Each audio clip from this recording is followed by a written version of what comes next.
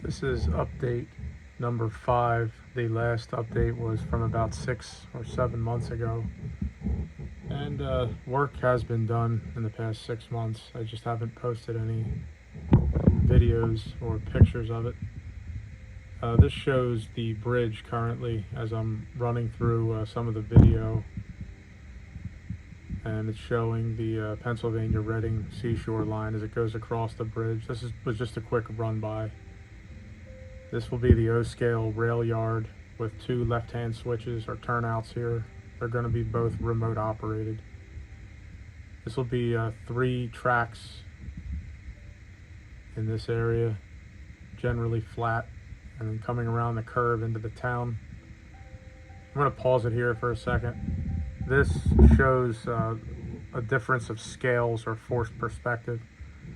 In the front, the blacksmith shop, the gunsmith shop, the cooperage are all large scale, which I use outside for garden railroading. They're made by Burwood Company. They're basically picture hangers that people hang on their walls. I think they're made in the 70s. And they're on the fascia of this layout here, as I have doubles of these 2 pictures. They have a lot of detail and they're very well made. They can stand up to outdoor use. Behind it is the Dickens Village or Dickensville Village collection of a couple of buildings.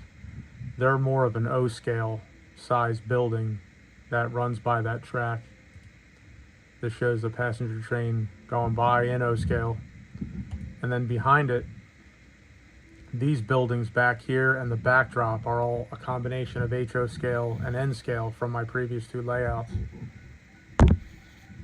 And it's showing in an area only 21, 22 inches deep how you can go from large scale G to O scale to half O scale or HO scale all the way to the back and even N scale skyscrapers. And it gives it more depth in an area that's not even 2 feet wide. This passes back here behind the engine house from the previous video.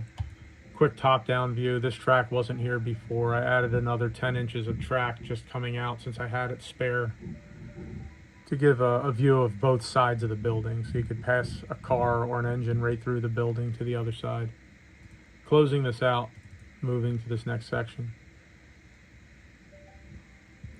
This is just a front and rear view. This is from the south side of the layout. The O-scale track, 3 rails, and against the wall, the HO scale on a riser going along the backdrop.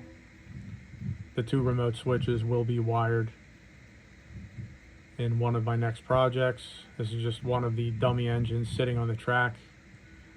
And this is a 4.5 inch section that I need to still insert there to complete the layout. This shot here is just an underview of the wiring in the central terminal where the brains of the HO scale smart booster is. This only is the box for HO DCC, and that terminal block has wiring for both HO and O scale. So I just tried to tidy it up and label it as best as I could. This coil cable just runs the length of the layout. That's an NCE company. It's an interface that can run from the HO layout to the computer.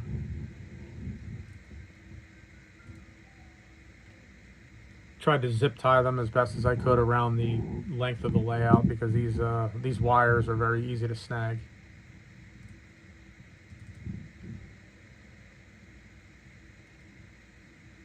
This was just the used to be a curtain hanging here, a gold colored curtain. Now it's just plumber's pipe insulation, foam, pretty heavy duty stuff. Little Gorilla Tape just holding the corners for now. I keep bumping my head and elbows up on that, and it's definitely sharp edges, so that makes it a little cleaner there. And this is just a view back around to what we talked about before, this town area.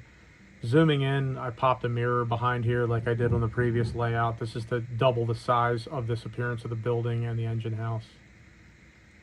Some of the HO scale buildings in the back, and this view here shows a few more of the Dickensville buildings. This isn't their permanent placement, but this is just an idea of where they can go as I put some stability underneath this skeletal structure of the layout.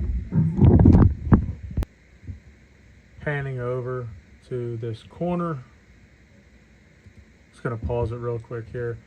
This is from the old layout. You'll recognize the tenements that I put in this corner, some of the high-rise buildings in HO in the back, backdrops behind that, some building flats, some scratch-built building flats, and then this is an HO scale engine just pulling a passenger car for perspective. It's only about 6 or 7 inches behind the O-scale track, but when they run past each other, it definitely gives a compressive view. When they're both next to each other, it looks odd, but when they're running from a distance, it's not ultra realism I'm looking for, it's just the ability to pack a lot of layout into a small area. Behind it here is a couple of the buildings from the old layout, a DQ, Grill and Chill, Pizza Palace. Some of these figurines in the front are O-scale. They might even be bigger than that, actually. They're not true to O-scale. And we're just zooming in here. This area, I ran some power to the tracks, some feeders that I soldered in. I'm putting the jumper wires about every 6 to 8 feet through these tracks, so all the tracks have power from the joiners plus from the track joints.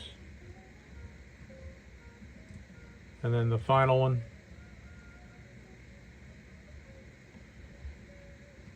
this is the upper deck. I'm just videoing this because the last time this was pretty empty up here. I put some extra, this is storage really, but it also can run the old 3-rail tubular track.